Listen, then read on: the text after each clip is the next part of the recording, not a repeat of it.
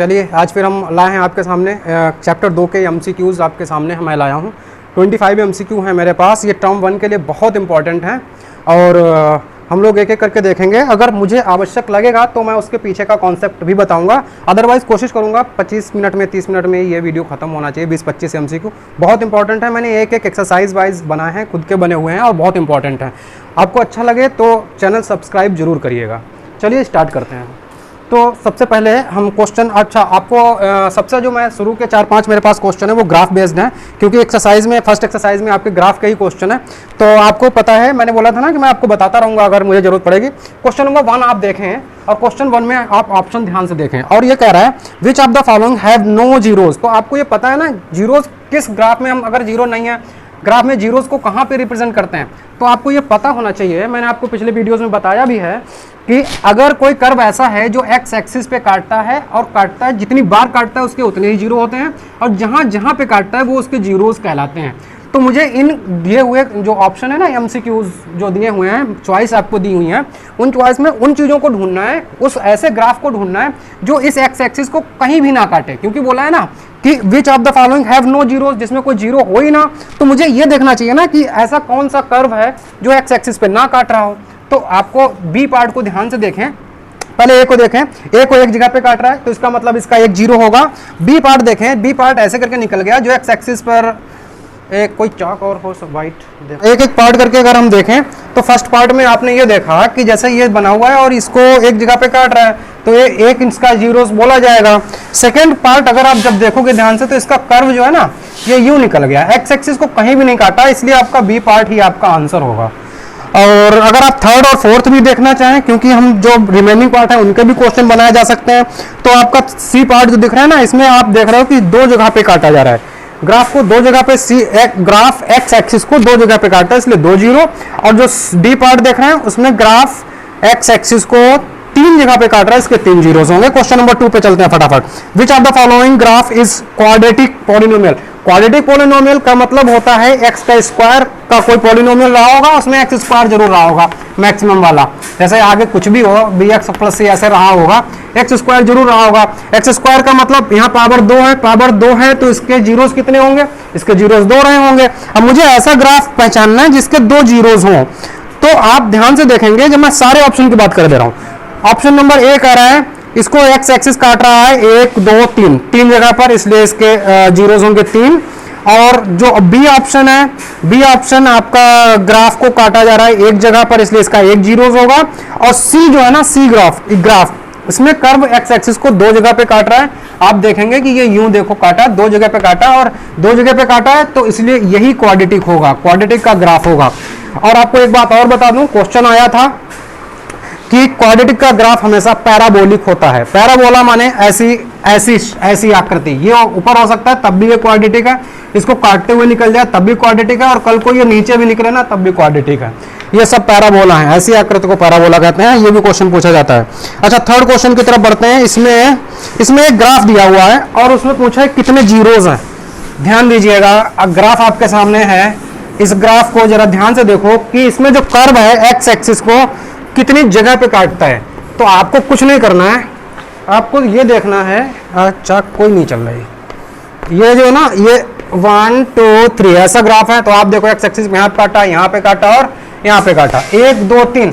तो इसमें ऑप्शन दिया है नंबर 1, ए है नो जीरो, बी है जीरोस 1 जीरोस, और सी है 2 जीरोस और 3 है 3 जीरोस। आप भी देखो कितने जीरोस होंगे, 1 2 3, डी ऑप्शन सही। अगला फोर्थ, फिर से एक ग्राफ दिया है, गिवन ग्राफ रिप्रेजेंट, क्या रिप्रेजेंट करता है। ऑप्शन है linear polynomial, linear polynomial, quadratic polynomial, cubic polynomial या फिर नन।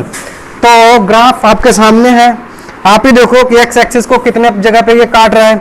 ये है कैसा, 2 जगह पे काट रहा है सर, 2 जगह पे काट रहा है और पैराबोलिक है, तो इसका मतलब है जाहिर सी बात है ये इसके रूट्स कितने होंगे, इसके जीरोस कितने होंगे, 2 होंगे। और जिसके 2 जीरोस होते हैं उसको हम क्वाड्रेटिक बोलते हैं, इसलिए बी ऑप्शन इसका सही होगा। और क्वेश्चन नंबर 5 में भी ग्राफ दिया हुआ है। क्वेश्चन नंबर 5 में आ जाइए दौड़ के। क्वेश्चन नंबर 5 में कह रहे हैं ग्राफ दिया हुआ है और पूछ रहे हैं वही गिवन ग्राफ रिप्रेजेंट, ये क्या रिप्रेजेंट करता है। तो आपको पता है ये एक्स एक्सिस से कितनी जगह से निकलता है, एक जगह से निकलता है। एक जगह से निकलता है तो लीनियर होगा, क्योंकि जिसकी कोई एक पावर होती है उसको हम लीनियर कहते हैं। तो एक लीनियर पॉलिनोमियल रिप्रेजेंट करता है। ये आपके 5 क्वेश्चन थे जो ग्राफ पे थे। ग्राफ बहुत आसान, ग्राफ बेस्ड क्वेश्चन आ जाए बहुत आसान है आपके लिए, फटाक से निपटाइएगा। अच्छा, वो और इससे ज़्यादा क्या पूछेंगे आपके कोर्स में, जितना उतना ही तो पूछेंगे।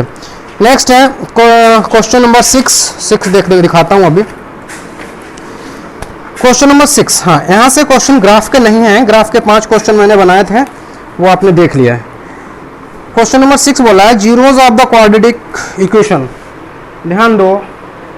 ध्यान दीजिए, आपके पास है x² माइनस 2x माइनस 8, इसके जीरोस। एक बात, इस क्वेश्चन को बहुत ध्यान से समझना, मैं अगली बार से डायरेक्ट आंसर पे पहुंचूंगा।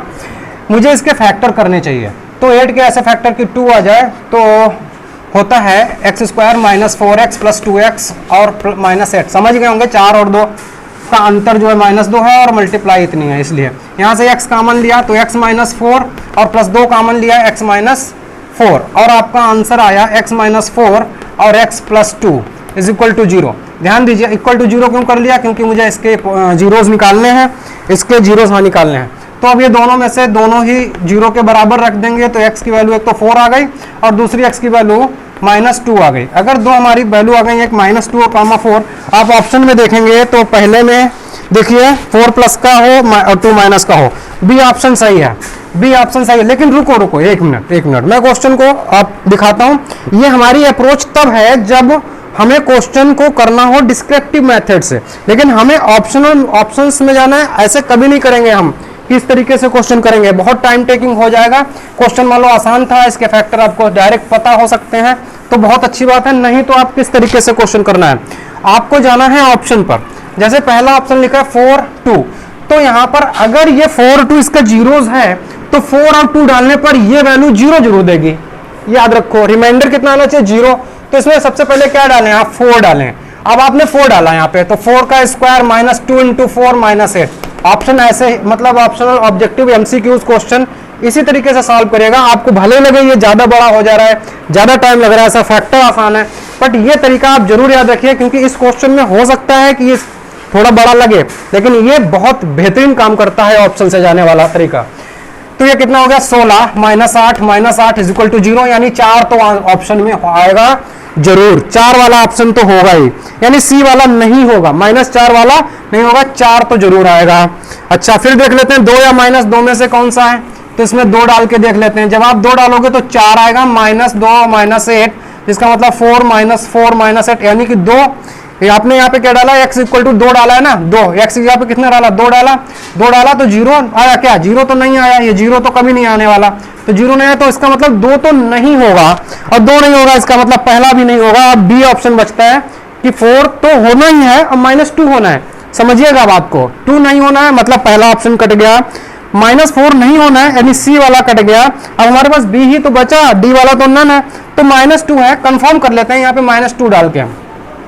तो -2 का स्क्वायर -2 इंटू -2 माइनस 8, ध्यान दीजिए कितना हुआ, 4 माइनस प्लस 4 माइनस 8, 8 और 8 यानी कि 0, यानी कि -2 होगा। अगला हमारा क्या होगा, -2। देख लीजिए ये बी ऑप्शन है, इसके अतिरिक्त कोई है ही नहीं जो सब इनको सेटिस्फाइड करे। ये कहो सर ये तो बड़ा है, अरे बड़ा नहीं है, यही अप्रोच है ऑप्शन सॉल्व करने की, क्योंकि कभी आपके पास ऐसी इक्वेशन आएगी जो फैक्टर नहीं होंगे, और होंगे तो आपको 3-4 बार ट्राई करके करने पड़ेंगे, और इससे आपको हमेशा आंसर देगा ये। और वो जो तरीका फैक्टर वाला है वो तब है जब आपको स्टेप मार्किंग हो रही हो, यहाँ स्टेप मार्किंग नहीं हो रही है। अच्छा, sum of zeros of the equation दिया हुआ है 4s² माइनस 4s प्लस 1। ज्यादातर क्वेश्चन NCERT के ही मैंने उठाए, उन्हीं के ऑप्शनल बनाए हैं इसके। तो आप देखिए इसके पूछा है सम ऑफ जीरोज का सम। अच्छा, जीरोज का सम, इसके 2 जीरोज माने हमने, एक अल्फा है और एक बीटा है, अल्फा प्लस बीटा पूछा है, जिसका आपको पता है कि -b/a होता है। अच्छा, ये हो गया ax² प्लस bx और प्लस c, कंपेयर करेंगे तो माइनस तो ठीक अपना वाला, b कितना है, b की जगह पे कौन है, माइनस का 4 बैठा है, a की जगह पे कौन है, 4 है, तो ये हो गया माइनस प्लस का 4 और अपॉन में 4 कैंसिल हो गया, आंसर 1। चेक करिए भाई कौन सा है, क्वेश्चन नंबर 6 का सी सही है। अच्छा, अब कहो सर ये इतना करेंगे, अरे ये कुछ नहीं करना है आपको, अल्फा बीटा मानना ना कुछ नहीं है, आपको सिर्फ सोचना है 2 का सम क्या होता है, -b/a। -b कौन है, यहाँ पे 4 है, सीधे 4 लिखिएगा, सीधा 4, और अपॉन में ए है 4, 4/4 खत्म। इतनी देर का सवाल है, ये तो सब समझाने के लिए था। अगला क्वेश्चन नंबर 7 पे चलते हैं। Sum of the zeros of the equation, फिर से वही क्वेश्चन लिखा हुआ है 6x² - 3 - 7x। तुरंत पॉलिनोमियल को स्टैंडर्ड फॉर्म में लिखें। सबसे पहले पॉलिनोमियल को स्टैंडर्ड फॉर्म क्या होती है? सबसे पहले सबसे बड़ी पावर, फिर उससे बाद में उससे छोटी और लास्ट में सबसे छोटी पावर। इसको तुरंत ax + by से कंपेयर कर लें, ax² + bx और +c से कंपेयर करें। इसमें abc आपको तुरंत पता हो जाएगा। और पूछा है सम ऑफ जीरोज माने अल्फा प्लस बीटा, जो क्या होता है -b/a होता है, फार्मूला आपको पता है। तो फटाफट करके सीधे वैल्यू रखो, माइनस तो है ही। b कितना है? सोचो, b की जगह -7 लिखा कि नहीं? तो यहाँ पे क्या लिखना है? -7 अपॉन a कितना है? a की जगह पे 6 है, माइनस प्लस 7/6। आपका आंसर है ऑप्शन ढूंढिए, ऑप्शन है डी। क्वेश्चन नंबर 8, बहुत तेजी से चलते हैं क्योंकि हमें कम समय में ज्यादा क्वेश्चन अटेम्प्ट करने की आदत डालनी पड़ेगी। क्योंकि कभी क्वेश्चन ऐसा एक आधा होगा जो आपसे ज्यादा टाइम ले जाएगा और फिर आपको कुछ क्वेश्चन से अगर टाइम बचाया होगा तब एडजस्ट कर पाएंगे, नहीं तो आपको टाइम लग सकता है, आपको टाइम कम पड़ सकता है। ये लिखा है 4u², एनसीईआरटी का ही क्वेश्चन है, उसी के फॉर्मेट में मैंने क्वेश्चन बनाए भी हैं। ये लिखा है 4u² + 8u। अच्छा है वे प्रोडक्ट ऑफ रूट्स आपको पता है, अगर इसके रूट्स अल्फा और बीटा मैं मान लूं तो अल्फा और बीटा तो c/a होता है, ये आपको पता है, मैं पिछले वीडियोस में बता चुका हूं ये सारी बातें। अच्छा फिर आपको क्या करना होता है, इसको स्टैंडर्ड इक्वेशन से कंपेयर कर लो, स्टैंडर्ड क्वाड्रेटिक इक्वेशन से, जो होती है x² + bx + c। अब इसमें आप तुरंत बताइए c कितना है? c तो है ही नहीं सर, अरे है ना, देखो ना 0 है, तो 0 है ना, तो यहाँ पे क्या लिखोगे? 0 फिर ये देखने की जरूरत भी नहीं। मान लिया आपने कहा नहीं सर है, ये हम लिखे दे रहे हैं, तब भी तो 0 ही है, आंसर 0। चेक करो, सी ऑप्शन सही। क्वेश्चन नंबर 9 पे चलते हैं। प्रोडक्ट ऑफ द रूट्स, यहाँ भी देखे लेते हैं कौन बिगाड़ेगा। -15, यहाँ पे जल्दी से बताएं 15। देखो एनसीईआरटी के क्वेश्चन है, हर क्वेश्चन अपना अलग खेल खिला रहा है, आपको अलग ही कहानी लेके आता है। वहां पर आप उसने C0 किया था और यहाँ पर क्या किया है, ध्यान दीजिए, मैं फिर से लिख रहा हूँ t² - 15। हाँ, तुरंत आपको x² + bx और +c से कंपेयर करना है ना। तो अच्छा प्रोडक्ट पूछा है तो अल्फा और बीटा = c/a होता है। कंफ्यूज ना होइएगा, यहाँ पर c दिया हुआ है, क्यों? क्या सर है नहीं, t वाला टर्म तो है ही नहीं। अरे t वाला टर्म है, जरा ध्यान से देखो, लिखा है 0t - 15। ये क्वेश्चन है असलियत में। तो b कितना हो गया? 0। लेकिन हमें क्या b की जरूरत ही नहीं ना, हमें तो c चाहिए। c है कितना? c है -15/a कितना है? a है 1। Answer is -15। चेक करो आंसर, -15 किसी ऑप्शन में है? हाँ पहले में ही है, आपका ए ऑप्शन सही है। क्वेश्चन नंबर 10 पे चलते हैं। Alpha beta are the roots of the quadratic polynomials ax² + bx + c, then alpha plus beta.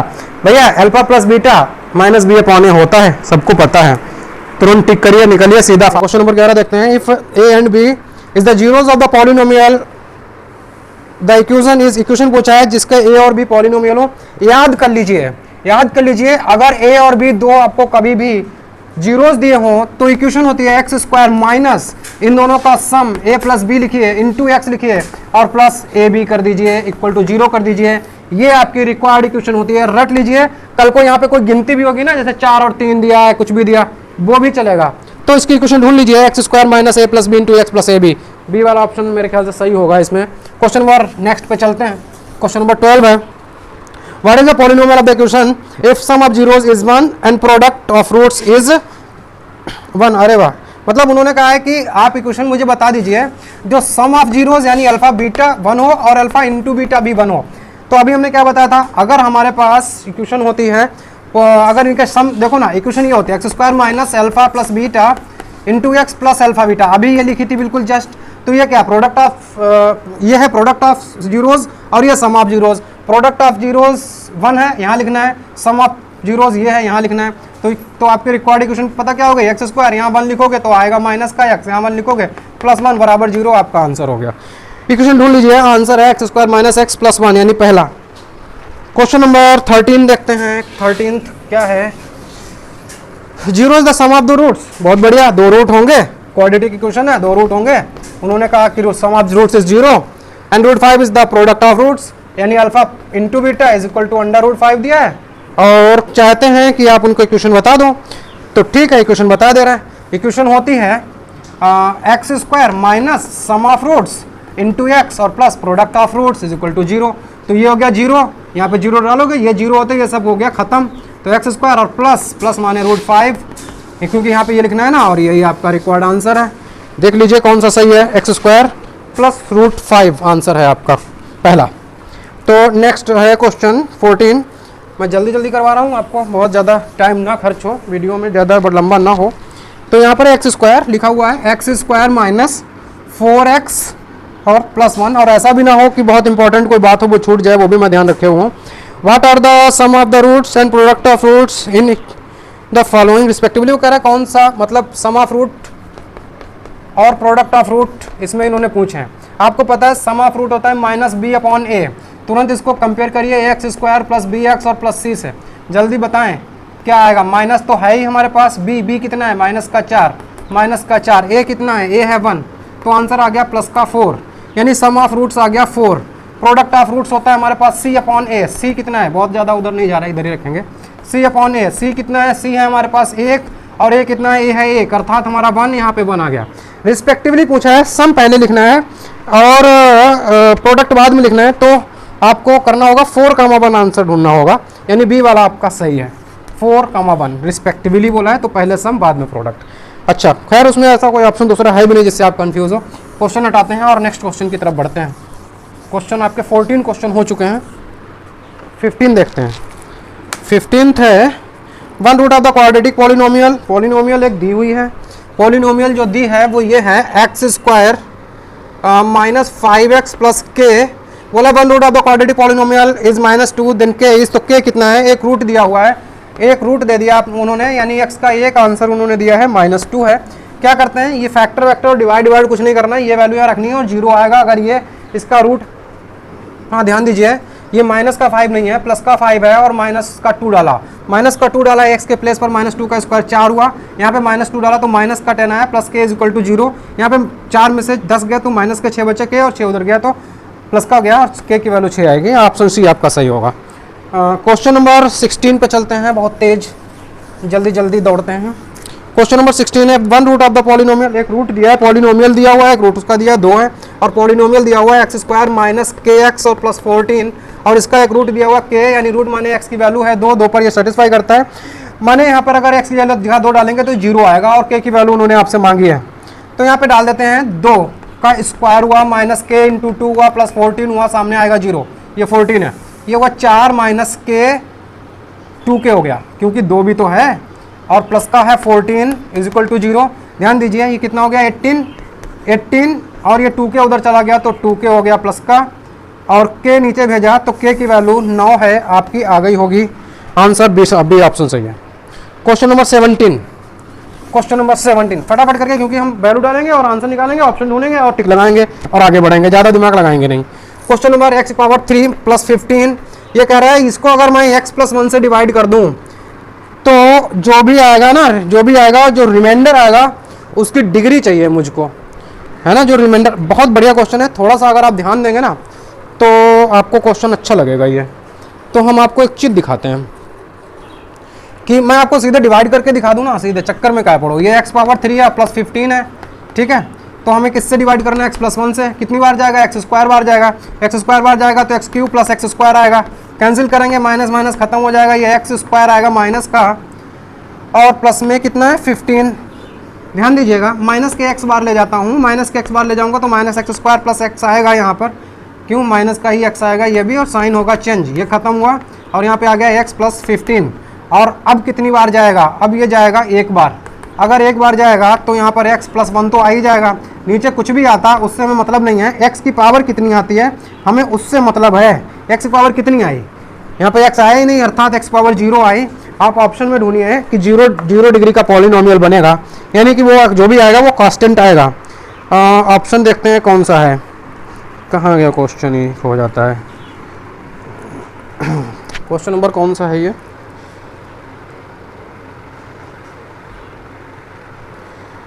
हाँ ये 17 था ना, हाँ तो बी ऑप्शन सही है तो 0 डिग्री का पॉलिनोमियल। दिक्कत क्या है, 0 डिग्री का पॉलिनोमियल है, खत्म करते हैं इसको क्वेश्चन को। मुझे डिवाइड करके देखना पड़ेगा भाई, अच्छा, तरीके और भी हैं, आप वैल्यू भी डाल के देख सकते हो। अच्छा, क्वेश्चन नंबर 18 भी बिल्कुल इसी तर्ज पे है। क्वेश्चन नंबर 18 बोला है x power 3 plus 2x square plus 3x और प्लस 5 को कह रहे हैं कि divided by x square plus 1 the degree of x, जो भी रिमाइंडर बचेगा उसकी डिग्री क्या होगी। कुछ नहीं करना है, मुझे डिवाइड कर देना किससे, एक्स स्क्वायर प्लस 1 से। बोला है कि इसको जो रिमाइंडर बचेगा उसकी डिग्री क्या आएगी। तो मुझे सबसे पहले x बार जाना है, मोटा मोटा सोचेंगे, x बार ले जाएंगे x क्यूब प्लस x ही आएगा, x स्क्वायर तो आएगा ही नहीं। तो यहाँ माइनस का माइनस क्या खत्म हुआ, जो आया वो है 2x स्क्वायर और ये कितना है प्लस का 2x, क्योंकि 3x में से एक x गया और प्लस 5। अब सोचो कितनी बार ले जाएं, 2 नहीं, ये आप कितनी बार ले गए थे x टाइम्स, अब कितनी बार ले जाओगे, अब आप ले जाओगे 2 बार। जब भी आप 2 बार ले गए होंगे तो ये 2x स्क्वायर आ जाएगा। आगे क्या आएगा, आपको ज़्यादा दिमाग लगाने की जरूरत है नहीं, क्योंकि ये कट गया, जो भी आया तो 2x प्लस 7 आया, 2 प्लस 7 नहीं 2 प्लस 3 आया क्योंकि घटा है। अच्छा, जो अब आया अब तो आप ले जा नहीं पाओगे, तो बताओ ना रिमाइंडर की डिग्री कितनी है। डिग्री 1 है भाई, इसकी डिग्री 1 है, तो एक ऑप्शन वाला ढूंढो, बी इसका भी सही है। क्वेश्चन नंबर 19 पे चलते हैं। ये दोनों अच्छे क्वेश्चन थे जो आपको डिग्री पूछ रहे हैं, वो भी रिमाइंडर की है, क्वेश्चन की पूछ सकता है, कल को क्वेश्चन घुमाया जा सकता है। अच्छा भाई, मुझे डिवाइड करके सारे ऑप्शन मिल जाएंगे। The number of zeros in the quadratic polynomial, the number of zeros in quadratic, बेटा ठीक है क्वाड्रेटिक है, क्वाड्रेटिक माने पावर 2 होगी, x की पावर 2 होगी तो उसके रूट्स भी 2 ही होंगे, ठीक है, सी सही है। क्वेश्चन नंबर 20 है एक्स क्यूब, सुनो, x cube minus 6x square plus 11x minus 6, sum of roots पूछ रहा है। हमेशा ध्यान रखो इसके रूट्स कितने होंगे, क्योंकि पावर 3 है, लीडिंग पावर 3 है, सबसे मैक्सिमम पावर 3 है इस पॉलिनोमियल की, तो इसके रूट्स भी 3 आएंगे। तो अगर ये क्यूबिक है ना तो इसके 3 रूट होंगे, और अल्फा बीटा गामा अगर हम मानते हैं तो अगले ने alpha plus beta plus gamma आपसे पूछा है। अच्छा ध्यान दीजिएगा, थोड़ा मैं आपको इसमें इधर उधर का थोड़ा सा बताना पड़ेगा, क्योंकि क्यूबिक है, क्वाड्रेटिक तो आपने बहुत अच्छे से पढ़ी होगी और क्यूबिक के बारे में शायद उतना ना जानते हो। अगर क्यूबिक इक्वेशन की सबसे पहले फोटो दिखा देता हूँ, क्या होती है, ये होती है ax cube plus bx square plus cx और प्लस d, ये क्यूबिक की स्टैंडर्ड इक्वेशन है। सब चीज़ इससे कंपेयर होंगी, a कितना है, b कितना है, c कितना है, d कितना है, जैसे क्वाड्रेटिक में करते थे वैसे ही क्यूबिक में। अच्छा, यहाँ पर क्या होता है, तीनों का सम होता है, फिर दो का सम होता है, alpha beta plus beta gamma plus gamma alpha, और फिर तीनों का प्रोडक्ट होता है। क्योंकि वहाँ पर 2 ही होते थे तो हम अल्फा प्लस बीटा और इंटू अल्फा बीटा 2 की बात करते थे, वहाँ माइनस b अपॉन ए होता था और फिर c अपॉन ए होता था। लेकिन यहाँ पे 3 है तो क्या होगा, माइनस b अपॉन ए तो इसमें होगा ही, फिर क्या होगा, ये c अपॉन ए प्लस का होगा और फिर माइनस का d अपॉन ए फिर से होगा। ध्यान दीजिएगा, यहाँ पर इतनी चीज़ें होती हैं। तो हमें आंसर सिर्फ इसका बताना है ना, क्योंकि तीनों का सम बताना है। तो माइनस तो सरकार ने दे दिया, b कितना है आप बताओ, b है माइनस का 6 तो माइनस का 6 अपॉन a कितना है, a है 1, क्योंकि a की जगह पे कौन बैठा है, 1 बैठा है ना, तो 1 माइनस माइनस प्लस का 1, 6, आपका आंसर 6 हुआ। अच्छा, ये तो हो गया, मतलब आपका बेसिक भी थोड़ा थोड़ा मैंने कवर किया है, आपका 6 आंसर आया। अच्छा, इनको बिगाड़ने से पहले एक चीज़ और बता दूँ आपको, ये जो दिया हुआ है ना, ये बहुत फेमस इक्वेशन है, ठीक है, इसके फैक्टर भी करे जा सकते हैं, और इसके फैक्टर हमेशा आएंगे, वो आएंगे x minus 1, x minus 2, x minus 3। अब कहो सर आपको तो आंसर याद है, आंसर नहीं याद है, इसके फैक्टर याद हैं। क्यों? क्योंकि ये इक्वेशन ही मतलब इन तीनों से मिलकर के बनती है, इसकी मल्टीप्लाई करिएगा ये आएगा, तो इसका एक रूट 1 है, एक 2 है, एक 3 है, तीनों को जोड़ोगे सम करोगे तो 6 ही आएगा, और 6 आंसर आपका सही है। 6 आंसर वाले पे टिक कर दीजिए। अच्छा, आप चाहें तो इसके फैक्टर करने के और भी तरीके हैं, फैक्टर करके फिर रूट्स निकालें, फिर उनको जोड़ें, लेकिन वो बहुत लंबा प्रोसेस है। आप alpha plus beta plus gamma is equal to minus B upon A ज्ञात करिए, और ए बी सी आप इसमें क्यूबिक वाला स्टैंडर्ड पॉलिनोमियल लगाइए, उससे कंपेयर करके निकालिए। क्वेश्चन नंबर 21 है, वो कह रहे हैं x square plus x minus के हैज़ 1 जीरोज इज 1। इसका एक जीरो जो है ना वो 1 है, यानी एक्स की वैल्यू 1 है, यहाँ वैल्यू डालो जीरो देगा, तो 1 का स्क्वायर प्लस 1 माइनस के इज इक्वल टू 0, तो 1 का स्क्वायर भी 1 ही हुआ, ये हुआ 2 माइनस के इज इक्वल टू 0, तो के इज इक्वल टू कितना हो गया 2।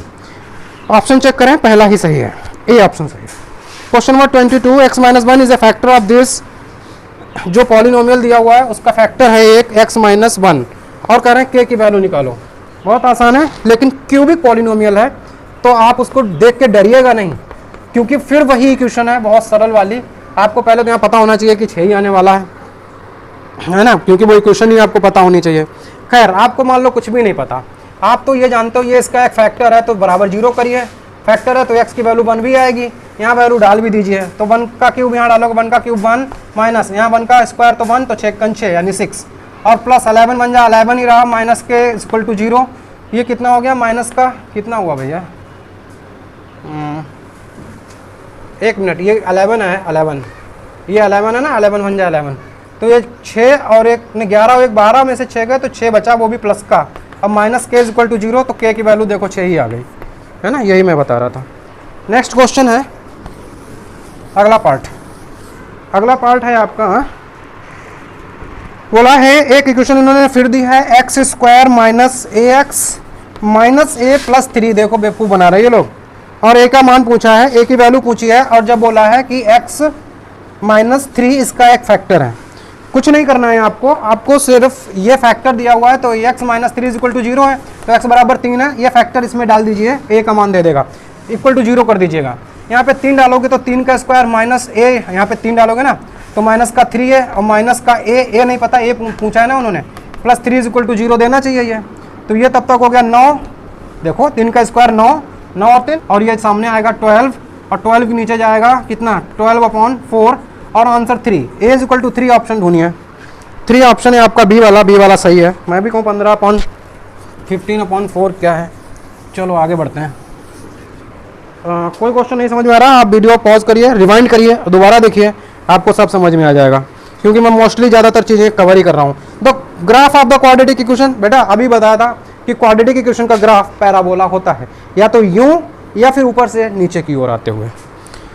हाँ, ये आया हुआ क्वेश्चन है, मैं बता चुका हूँ, एक मेरे यहाँ के स्कूल में पूछा गया था। If a x square b x plus c and a plus B plus c 0 then 1 root is. अच्छा, इन्होंने एक बहुत ध्यान दीजिए, ए एक्स स्क्वायर और प्लस बी एक्स और प्लस सी, उन्होंने एक पॉलिनोमियल दिया है और एक कंडीशन दी है, कहा है A plus B plus C equal to 0 है, तो इसका एक रूट क्या होगा। हाँ भाई देखो, रूट वो होता है जो वैल्यू इसमें डालो और 0 दे दे।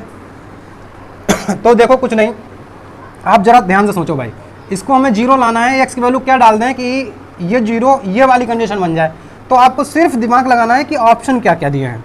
अच्छा, ऑप्शन में जैसे ही आप घुसेंगे तो ऑप्शन आपको मिलेगा A0 1 2, अगर आप यहाँ 0 डालते हैं तो क्या ये मिल रहा है, क्योंकि ये 0 हो जाएगा खत्म, ये 0 हो जाएगा खत्म, सी बचेगा, सी इक्वल टू 0 नहीं मिला।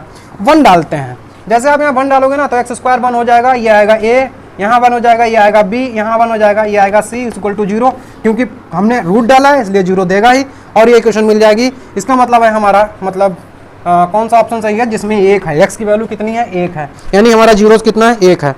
ध्यान दीजिएगा, इसमें एक और आंसर हो सकता है, हमेशा याद रखिए ये कंडीशन C/A एक कंडीशन होती है, वो भी देती है, यानी ऑप्शन में अगर C/A होता तो वो भी हमारा सही होता।